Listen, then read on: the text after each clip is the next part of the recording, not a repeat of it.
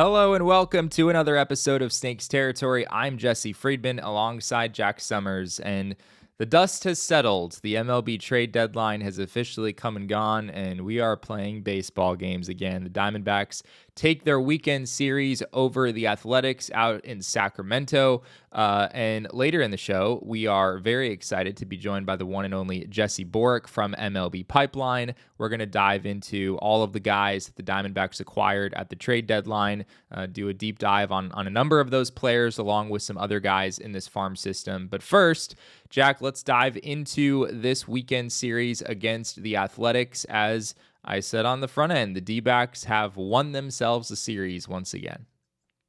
Yes, contrary to popular opinion, the D-backs would win another game this season after their losing streak and losing skid, and they would find a way to score more than one run in 2 games straight. So that's pretty encouraging signs for what we might get to see the rest of the season. I guess you can't really call it the second half per se. That was a while ago at this point, but the post trade deadline era of the Diamondbacks did not exactly begin in great fashion, as Anthony DeSclafani did not pitch well in the game on Friday at all. The D-backs scored only 1 run in a game that was essentially a blowout, but they bounce back. They win the Saturday game 7-2. Zach Gallen, who is still a member of the Diamondbacks, pitched pretty well in that one. And then here on Sunday, Jack, the Diamondbacks found a way to get out in front early, and they hung on to take this series. Yeah, one of the things that stood out to me on the Sunday game was the Diamondbacks scored 3 runs, and the the bottom half of the inning, Eduardo Rodriguez had the bases loaded with 1 out, and he got a double play to get out of the inning, and they didn't score. And that kind of, from there forward, it set the tone that they were going to win that game. You could kind of feel it. So that was pretty good to see. I think it's interesting to note that they won a game again without Ketel Marte, and which is something I'm going to talk about in a little bit. And so, Alek Thomas obviously had a phenomenal series. One of the cool things about him that I noticed was the last time this late in the season, his WRC plus was over 90 was in 2022. And then he had a really rough August and September. So, he's closing in on 100 WRC plus with this series. And this is great to see. I mean, if we can get Alek Thomas up to a league average or slightly above bat with the ability to play defense in center field, then that's going to make him a lot more valuable. So great to see that during this series. Frankly, Jack, I don't know how much there is left for the Diamondbacks to play for in terms of postseason aspirations. You and I were looking at the Fangraphs playoff odds earlier today, and it's bleak, to say the least. I think they give the Diamondbacks a 0.7% chance of making the postseason. At least that's where it was prior to the Sunday game. Maybe it ticked up another 0.2% or something like that. But it doesn't mean that these games over the last 2 months are completely meaningless, even if the D-backs are firmly out of the race at this point. There's still quite a bit to prove for a lot of these young players who are getting some serious runway. It's Alek Thomas continues to be in a position to really try to cement his role for next season. Jake McCarthy, of course, is getting a lot of playing time. Blaze Alexander. And then there's some new faces involved, as well as we got to see Tyler Locklear in a Diamondbacks uniform for the first time over the weekend. He went hitless in the first couple games there, Jack, but he did reach base 3 times on Sunday. Couple of singles. I don't think either of them was torched necessarily, but he also drew a walk and stole a base in that game. Good to see Tyler Locklear reach base for the first time as a member of the D-backs and do it a few times in that Sunday game. Yeah, for sure. I mean, there's still a lot to play for in terms of growing and improvement, getting better, getting evaluation on these young players. Mike Hazen, spoke to the team after that first game loss, and there was a team meeting that seemed to really touch a lot of the players and help get them in a better frame of mind about playing for each other and making things happen, regardless of where they are in the standings, about being professionals and just going forward and moving on from what's happened before and playing better baseball. I have a few takeaways from the series, kind of like to dive into. if I may. Yeah, go Uh, for it. so, I mean, the obvious is yes, they won 2 out of 3. They had some decent pitching. They scored some runs. Those are the recaps of what happened. But what really stood out to me, there were 3 things: defense, bullpen, and identity. So on the defensive side, Blaze Alexander looks really good. I mean, his footwork, his throwing. He made a diving stop here or there, but he also just looked really clean on starting a couple of 5.43s, and he gets to show off that arm across the diamond. On the other side, Tyler Locklear. I mean, he had a diving stop at one point. He scooped out a couple of tough balls. He looks fine over there so far. It's only 3 games, but I didn't see anything that we don't know. I won't know how much range he has until we see a lot more. But Eugenio Suarez was second in the league with 12 errors at third base, Hmm. amongst third basemen, and then Josh Naylor had 4 errors, and Suarez was -4 defensive runs saved, and Josh Naylor was -6. Now they're both terrific hitters, and they're going to be missed in the lineup, and they're both terrific people, and they're going to be missed in the clubhouse. But the Diamondbacks got younger and more athletic at the corners. A corner defense has been a pretty big problem for this team all Yeah. year. It's cost them games, it's cost them runs. And, I don't know if there's going to be enough hitting going on from Blaze Alexander or from Tyler Lockwood to kind of, make up for everything. But it's good to see good, clean defense coming out of there. And it's quite frankly, especially gratifying to see Blaze play good defense. I mean, Blaze Alexander, minus the mistakes, is a really dynamic defensive player.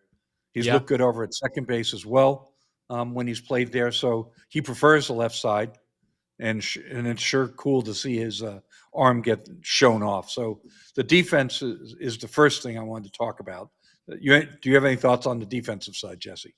Yeah, I mean, I just think it's a great point you're making about how, nobody's arguing the D-backs are better with Tyler Locklear and Blaze Alexander at the Exactly. corners over Gino and Josh Naylor. Certainly you wouldn't expect that. But I think even going into next season, Jack, as the D-backs figure out what the infield corners are going to look like, you're very likely going to take a hit offensively from what you've gotten so far in 2025. It's going to be really hard for them to replicate that kind of production.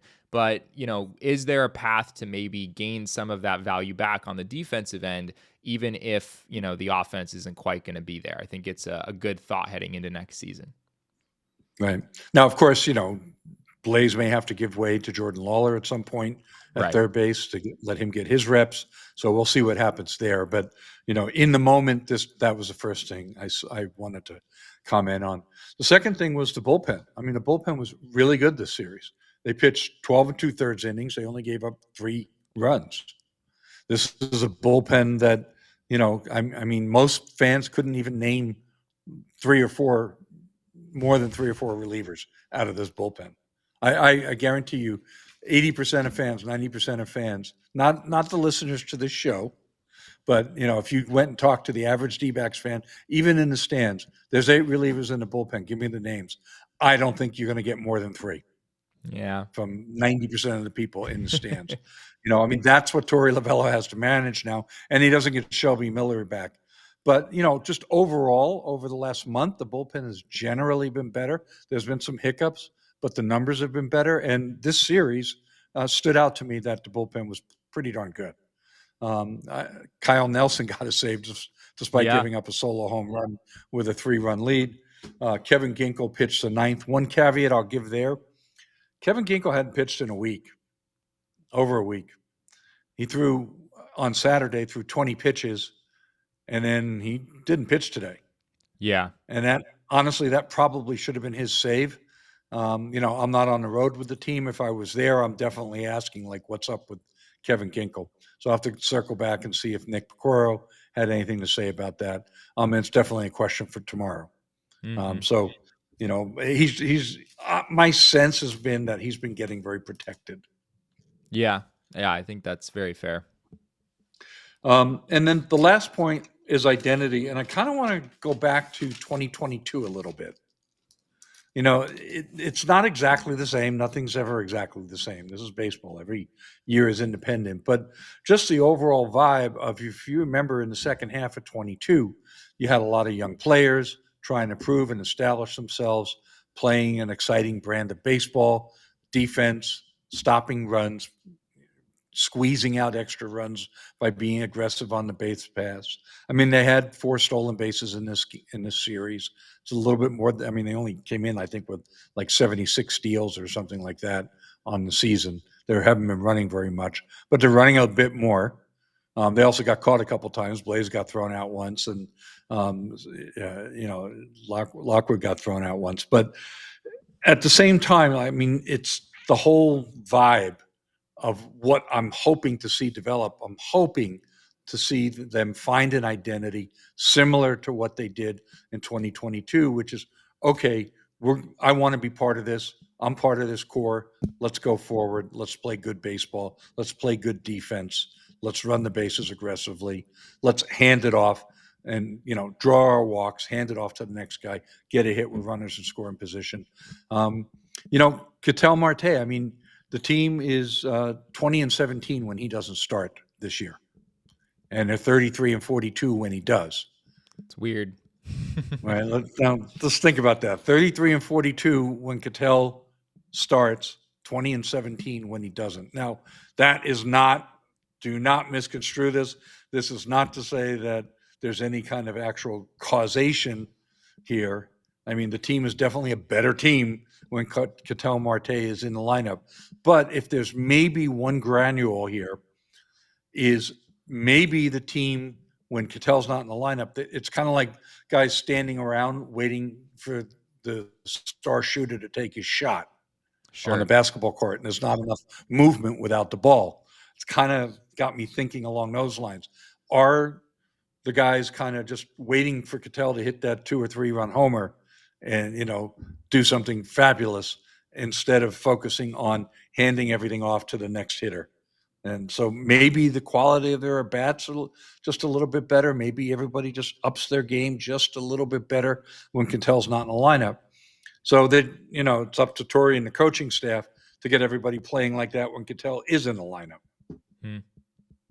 I thought it was Or it may all just be luck. Yeah, right. I'm sure there's an element of that for sure. I thought it was interesting, Jack. I don't have a ton of information on this, but it sounds like Diamondbacks GM Mike Hazen spoke to the team after the trade deadline, and we've heard from a couple of players on TV about how they felt about that, their response.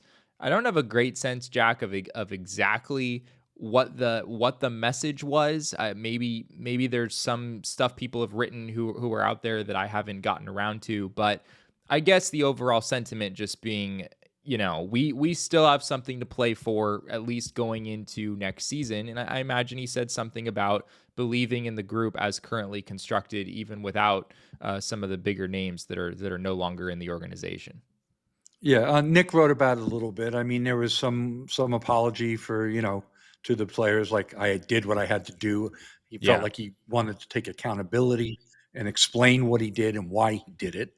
Because obviously the players in the clubhouse were upset. They felt like they had been given up on. I mean, how could they not feel that way? So, he had to come and face them and address that. But, I think the words that he spoke about, playing for your brothers, playing for each other, playing for your own pride and sense of self-professionalism, all of that, I think it resonated with the group. Several of the players have all really seemed to have responded to it. So that's great. And I believe that happened after the Friday game, if I'm not mistaken. Correct. So the D-backs are 2-0 in the post Mike Hazen pep talk era. So we'll see if they continue the positive momentum. The D-backs, of course, have the San Diego Padres coming up next year, Jack. I'll talk about that just real quick. The Padres are a much different team than the last version of San Diego that the Diamondbacks saw. A much, much different team. Of course, AJ Preller did the thing once again at the trade deadline and made about 4,000 trades. We have Yu Darvish going against Ryan Nelson. That's actually the Tuesday game. It's going to be JP Sears starting the opener of that series against Brandon Pfaadt. JP Sears, formerly with the Athletics, now he's a member of the Padres. And then it's Darvish and Nelson on Tuesday, and the Padres have TBD listed on Wednesday alongside Anthony DeSclafani. I imagine that might be Nestor Cortez, who the Padres also just acquired at the trade deadline. So it's a much different team, Jack, and a much better team, frankly, than what the Diamondbacks have seen earlier this year. Yeah, I mean, a deeper lineup, a deeper rotation, and a deeper bullpen. I mean, my God, they got Mason Miller. Yeah. And he's under control. I mean, the Diamondbacks are going to have to face Mason Miller at least 7 games a year, 6 games a year out of the 13 that they play. I mean, he's going to pitch probably at least half of them. Freddie Fermin, catcher, JP Sears. And then they got Ramon Laureano, Ryan O'Hearn. Yeah, 2 really big bats. Two of the best bats that got moved at the deadline. Both went to San Diego. Yeah, so I mean, hey, they could very easily run down the Dodgers. I mean, there were only 3 back of the Dodgers. I was looking at the Dodgers, by the way, just looking at like their top 5 contract guys all running out to 2029, 30, 31, 32 in their ages. And even for the Dodgers, sooner or later, that's got to catch up. I know that there's money deferred, but those deferrals got to all be paid within the following year. So if you defer $200 million this year, by July 1 of next year, that money still has to be put aside into these special accounts. They're not deferred for the end till the end of the contract. They're only deferred for another year. So all these deferrals from last year and the year before are actually being paid. They just paid a ton into their accounts by July 1. And I mean, these guys are getting old. Mookie Betts is falling apart. Freddie Freeman, great player, unbelievable, but he's hurt all the time now. Shohei Ohtani's 30 years old. Will Smith is a catcher that's signed for another 5, 6, 7 years. I mean, they don't last that long. And Yamamoto, I mean, how long is he going to last? He's a pitcher. He's not going to dominate, and he's going to make over $30-something million every year till like 2033. So I don't know. I think at a certain point, it is going to hamper their ability to just go out and do whatever they want. Well, if I've learned anything about the Dodgers over the last decade plus, Jack, it's that we probably shouldn't doubt them because they have more high-end prospects and they're going to sign other talented free agents. It feels like anytime they get in a situation where a guy is in an unfavorable contract or whatever, they find a way nonetheless. But certainly a storyline to follow in the coming years, and it'll be interesting to see how the D-backs play over these next few days as they take on the Padres back at Chase Field. I know Jack will be out there for some of those games, so as always, be sure to keep it locked to all of Jack's coverage over at si.com/MLB/Diamondbacks. With that, we have an exciting special guest for you, as I talked about earlier. It's Jesse Borek from MLB Pipeline. We're going to talk all things D-backs prospects with Jesse, and we'll do that after this break. Kratz, there are a lot of people out there that pay rent and they don't get anything for it. Might as well change that. You can get some rewards for flights, hotels, tons of stuff. With Built, you can earn flexible points that can be redeemed towards airlines, hotels, a future rent payment, your next Lyft ride, and much more. It doesn't stop there. Built is about making your entire neighborhood more rewarding. You can dine out at your favorite local restaurants and enjoy experiences just for Built members every month. They're turning a monthly expense into an opportunity to earn rewards and discover the best that your neighborhood has to offer. Your rent is finally working for you. Earn points on rent and around your neighborhood, wherever you call home, by going to joinbuilt.com/foul. That's joinbilt.com/FOUL. Make sure to use our URL so they know we sent you. joinbuilt.com/foul. Go for it. Well, we are very excited today to be joined by a very special guest here on Snakes Territory. There are a lot of Jessies doing great work in the baseball industry, but this one might be at the top of the list, if you can believe me saying that. We are joined today by Jesse Borek, who is the senior coordinator of prospect content over at MLB.com, someone that Jack and I have spent a good amount of time with over at Chase Field the past few years. Jesse, thanks for hopping on. We really appreciate it. Yeah, thanks, Jesse. Yeah, absolutely. We've all spent a lot of time together in the booth. A lot of late nights at downtown Phoenix, hanging out when it's still 98 degrees at 11 o'clock at night. That's when real friendships are forged. Also hobnobbing in the clubhouse when there's no players around. Yes, doing the distracted walk around, kick the carpet. That's when the bonds come out.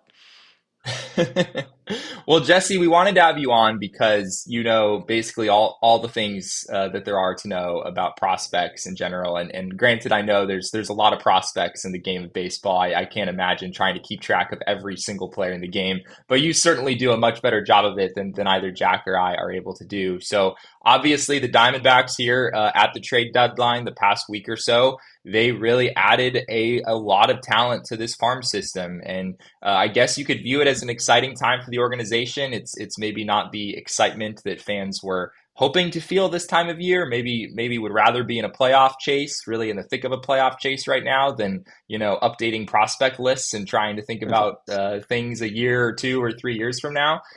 But I guess to start here, Jesse, when you think about all the players that the Diamondbacks have added to the organization here in the last week or two, who are some names that maybe stand out to you? Yeah, was it busy the last week or something? Did trades happen? Did some prospects move around a little bit? I think we had 58 prospects traded across all the major leagues just on the day of the trade deadline. And I think one of the most interesting to me was the Merrill Kelly trade that the D-backs made with the Rangers. And you saw, having listened to you guys over during the month of July, you got to talk a little bit about the return that Zach Gallen or Merrill Kelly may be able to fetch.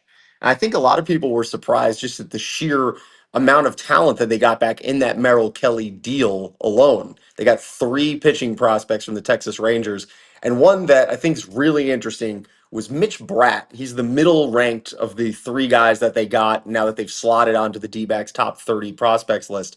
Mitch Bratt was a guy I think is really, really exciting. The first time I ever met Mitch Bratt, he was 19 years old pitching for Team Canada at the World Baseball Classic back in 2023. And players go through media availability and all these different things. They tabbed Mitch Bratt to pitch against Team USA, national TV game, Mookie Betts, Mike Trout, Trey Turner, list goes on and on, right? So 19-year-old Mitch Bratt sitting up there at the press conference room, and they say, Mitch, what is it like for you to face all these different guys? And he just deadpans and goes, well, they got to face me. So at the same time, I think that tells you a little bit about the moxie of Mitch Bratt and like what he brings to the D-backs organization. This is a kid in his age 21 season, already bumped up to Double A. Really exciting young arm. I think the D-backs came away with 3 exciting potential long-term starting pitchers just in exchange for those couple months of Merrill Kelly. That's super exciting. Now, can you tell us a little bit more about what he throws? Yeah, so he's got a nice 4-pitch mix. He's a guy that, in this day and age of so many starting pitchers are only going to go, this guy's going to go 4 innings, he's going to go 5 innings. Bratt's kind of that old school type guy that he's going to come at you and he's going to pitch 5-6 innings. Only once this year has he thrown fewer than 75 pitches in an outing. He's been bumped up towards 90 on a bunch of occasions as well, and that's something I think the D-backs would kind of, as Bratt gets accumulated to the system with Amarillo, that's something that they're going to keep pushing with him, is expanding that out and pushing those limits. Of course, maybe the biggest name the Diamondbacks acquired here in the last week or two, Jesse, is Tyler Locklear, a first baseman who is immediately joining the major league team. He's been in the lineup here the last couple days. It'll be interesting to see how he responds with this opportunity that he's getting here in the next couple months. What stands out to you about Locklear and the journey that he's been on the past few years? Yeah, Locklear. I mean, he does still retain prospect status. I know that's a little confusing to some people that are not always locked in on prospect boards, but you've got a little bit in the major leagues. You've got 130 at bats or 45 days on the major league active roster to retain your prospect status. Locklear would be on pace to graduate later this year, and it certainly looks like he's going to, because it seems like, much how like Torey Lovello was going to give Tristan English a little bit of a run there at first base, Tyler Locklear is almost assuredly going to get the majority of the reps at first base the rest of the season. We'll see what happens with Pavin Smith, how those two kind of work together. But Locklear is a guy who tremendous raw power. Got to see him out here during the Arizona Fall League a little bit this year. And the D-backs are buying at the right time. He was positionally gridlocked in Seattle. They were kind of covered at third and first. They weren't really going to put him in at either spot. This is a guy absolutely on fire. Homered 8 times in 11 games over the last couple of weeks down at AAA Tacoma. So, of course, D-backs fans that are maybe familiar with Reno also familiar with him from his time in Tacoma. You know, it's funny. I was looking at some ballpark factors, and I was really surprised to see Tacoma rate as a good home run park, because I would have thought that it would have been less so, being at sea level. Is that your sense of that ballpark? Is it a good home run park, or are those numbers probably not holding water? You know, Jack, I haven't been out to diagnose the sea level in Tacoma lately. That I haven't really been out there with my spectrometer standing around in Tacoma. But no, I think sometimes it can be, the PCL gets a reputation, right, for being an extremely hitter heavy, homer happy league. Say all that 4 times fast. But the PCL definitely has a bit of an offensive bent. But at the same time, I think part of those park factors also to consider that you have hitters like a Tyler Locklear in that league, right? So you can't just discount things Tyler Locklear has done because he plays in the PCL. You can't go, I don't know about those numbers. The guy can only hit where he can play the game, right? So, but to your point, yeah, I think Tacoma is somewhere around the middle in terms of the PCL volatility of which ballparks are the most wild. I guess perhaps the highest ranked pitching prospect the Diamondbacks acquired would be Kohl Drake, who they also got in that Texas Rangers deal. We saw him debut for Reno yesterday. The final line wasn't outstanding, but as we've just been saying, the PCL is a wild place. I think he gave up a home run on a ball that had a 92 mile an hour exit velocity or something ridiculous like that. What stands out to you about Drake, and do you think there's a chance we see him in the big leagues here in the next couple months? I absolutely do. I think I got to talk on the D-backs pregame show a couple weeks ago, and we talked about how Dylan Ray seemed like he had put himself in position to be the next man up. I wonder if that's not Kohl Drake at this point. If the D-backs are going to need you're going to need to look at somebody here down the last 2 months.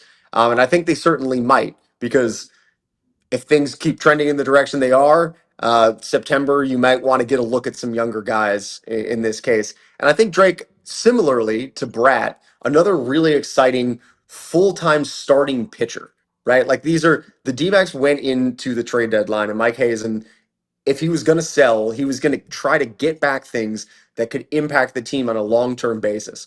And I see everybody saying, you know, see a lot of the online discourse about, we traded Merrill Kelly. He's been here since 2019, and Merrill, absolutely one of the leaders of the clubhouse. There's nothing precluding the D-backs from renegotiating with Merrill Kelly again in the offseason.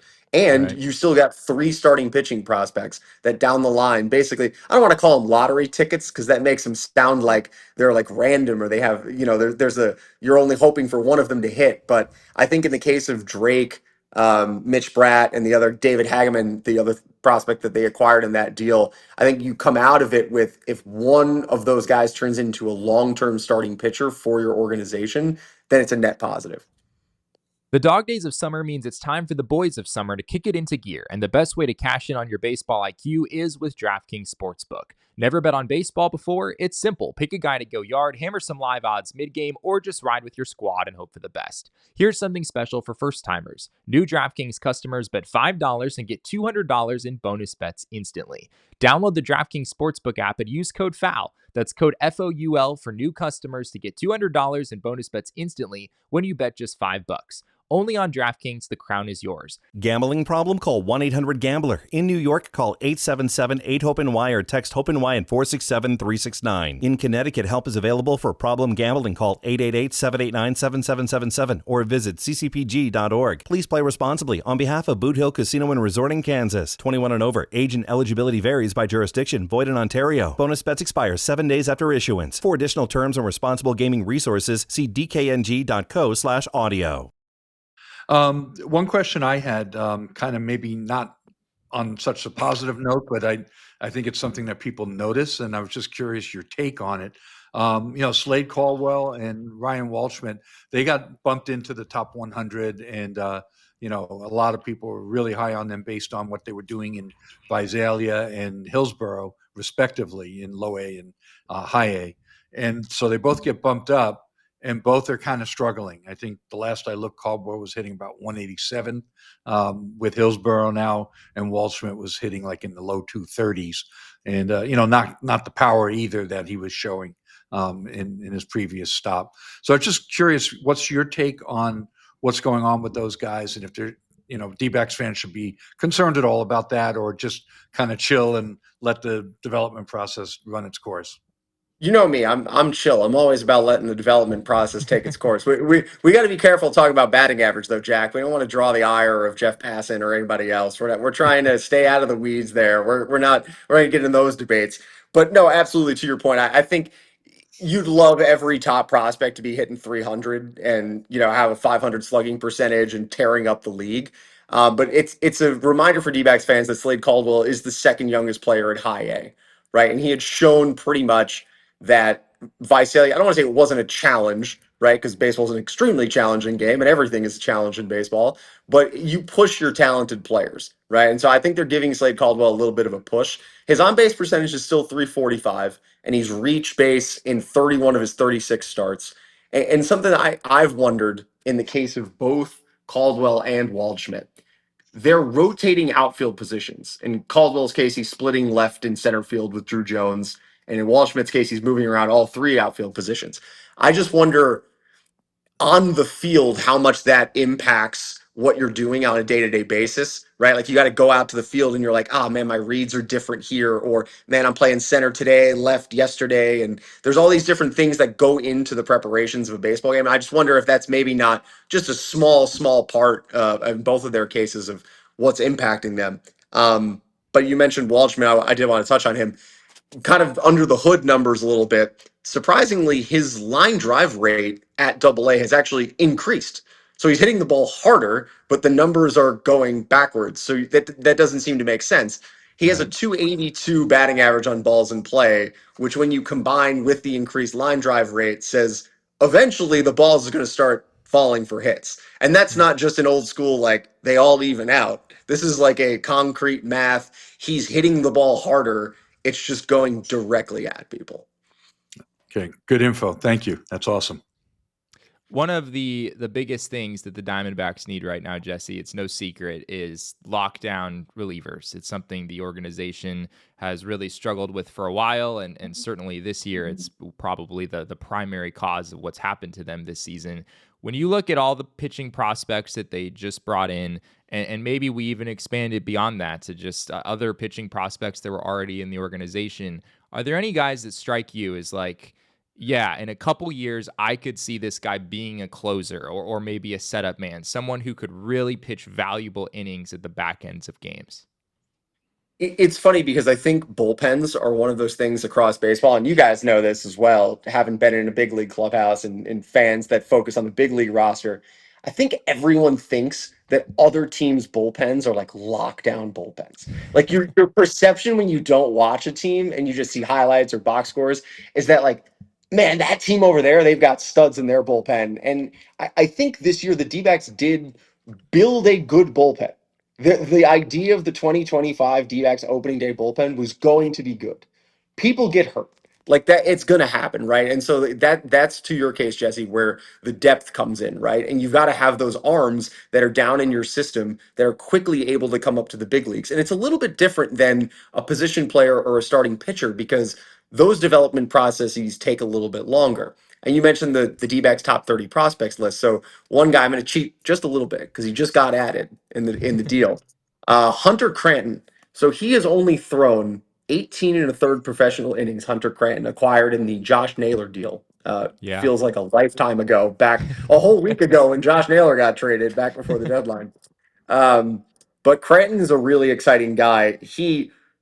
We gave a 70 grade on his fastball on the 20 to 80 scale. This thing is a powerhouse, right? 97, 98. He can get it up to triple digits. And you go, man, 18 and a third innings. Like, I don't know about that. He's already 24 years old. So they're not going to dilly dally with Hunter Cranton. He's not going to be hanging out in Visalia anytime soon. Once he reports and he gets into games, he's going to be pushing that fastball up. It's a fastball slider combo, really exciting stuff. He got drafted last year, third round from the Mariners, and they immediately sent him out to the Cal League and said, "Hey, we want to go win a championship. Can you just go do that real quick?" And he locked down 3 saves in the Cal League title series, got them a championship. So that's kind of the moxie, I think, when you look around and you go, "Yeah, I want that back end of the bullpen arm." A guy like Hunter Cranton, really exciting, got to keep an eye on in the years to come for the D-backs. That's fantastic. That's an incredible. I didn't know about the locking down the Cal League Yeah. type. That's He, pretty cool.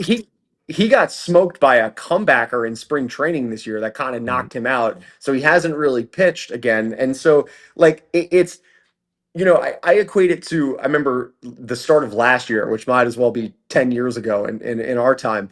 I talked to Paul Sewald at the start of the year, and he was, if you remember, he was tinkering to learn a changeup. And I was Yeah. like, all right, like talk to me about the changeup, Paul. Like what's the deal here? And he had said, if I get a third pitch and it makes me an all-star, then it was worth trying something, right? And so I think of that when I think of a guy like Cranton, where he's just fastball slider. And it's like if he can get a third pitch in there and get on the mound and get really consistent with a third pitch, I think it's lights out. And I think it's a guy who, based on his age and just the stuff, that's a guy you very, very quickly could move through the system. Neat. All right. I have a question about your thoughts on Tommy Troy, and also we'll throw in Ivan Melendez too. So they just got promoted. Tommy Troy, the thing that I was looking at was, he's been so consistent all year long. April, May, June, July, over 800 OPS, over 820 every month. So it's just been a really solid, but like not a jump out at you type of year for him. They've used him in center field 5 times in the last couple of weeks. So I was just curious what your understanding is of Tommy Troy, what their plans are, and how you think of him going forward. And then, of course, Melendez, when you get to it, hit a grand slam last night, also struck out 3 times, totally on brand. Your thoughts about him as well? Yeah, so for Tommy Troy, I think it's really interesting because as D-backs fans are well aware, there's kind of a glut of left-handed hitting outfielders at the big league level, right? With Jake McCarthy and obviously Corbin Carroll is Corbin Carroll and Alec Thomas. And so you've got a very left-handed hitting outfield, which when you don't have any left-handed hitters is a great problem to have. But now when you've got too many of them, you start going, I don't really know. In the case of where Troy fits in is I feel like people have asked for so long now, is he a shortstop? Is he a second baseman? Because he's only about 5'9". He's not the biggest guy in the world, right? So he's going to kind of play one of those positions. And the D-backs are slowly but surely running into a problem of having like too many middle infielders, which is a great problem to have when you're down in the lower levels of the minor leagues. Like, hey man, I'm going to play short. No, I'm going to play short. And you guys like the competition fuels young players. But I think when you're coming up to AAA Reno now and you start looking at the reality of, okay, now I'm here, how can I impact the big league club at the next level? I think Tommy Troy's quickest route to playing time will be as a right-handed hitting outfielder that can spell Jake McCarthy, that can spell Alec Thomas, at least for now. You kind of have those discussions in 2026. I'll be curious to see, Jack, honestly, what glove he brings to camp next year.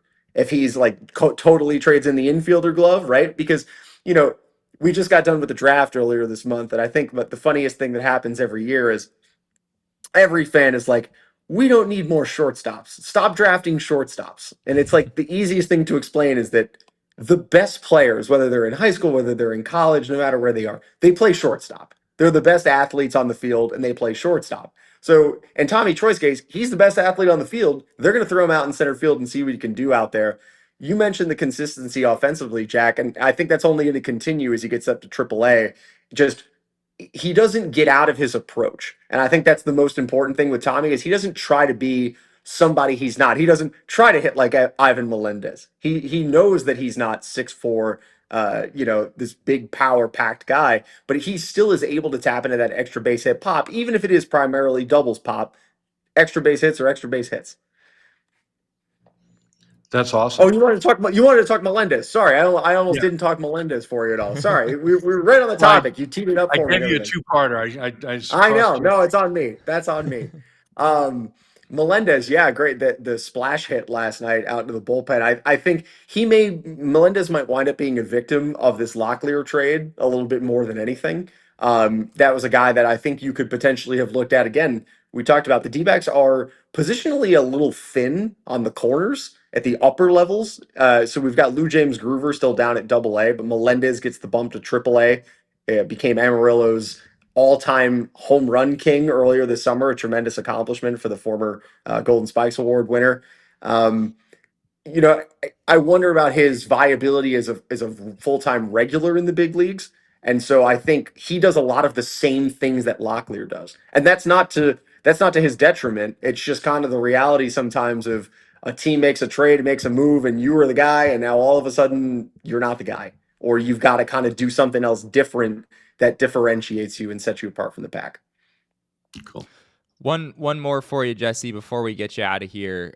Sure. The top 30 lists, of course. Everyone's always looking at these top 30 lists that I know you guys work very hard to create over at MLB Pipeline. The Diamondbacks, I'm showing here on the screen, this is a graphic you guys put out recently. The Diamondbacks added quite a bit of talent here at the trade deadline. I think some fans are maybe disappointed somehow, although I can understand that. There are some trades where people maybe suspected the D-backs could have gotten more than they did, but this is still 8 guys that the D-backs are adding to their top 30 list here in just the last week. I mean, that's more than 25% of the list are guys that were just added here this season. Is that something that you've seen before in your time at Pipeline? Is it a normal thing to just add 8 names in one trade deadline to one of these? No, it is not. And you're about to see even more influx come in the weeks to come because Kason Cunningham's going on there. Patrick Forbes will go on there from the 2025 draft class. So both of those guys will slot in. So you're going to have a whole third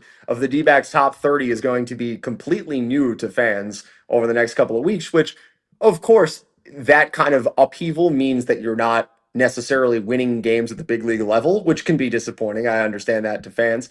But the D-backs, they led all teams in Major League Baseball in terms of adding talent to their top 30, right? And you looked at when they made the Locklear trade, there was an idea that, they got these guys, they're not that highly regarded, they're not that highly ranked. What the D-backs did with their trades this year, the 3 major ones of Naylor, Suarez, and even to some extent the Randall Grichuk trade with the Royals, also they fit a very clear need of what they looked at their team and said, what do we need to fix? And they said the bullpen is a weakness. Okay, they got 2 relievers in the Naylor trade and a potential another one in the Suarez trade and one in the Grichuk trade.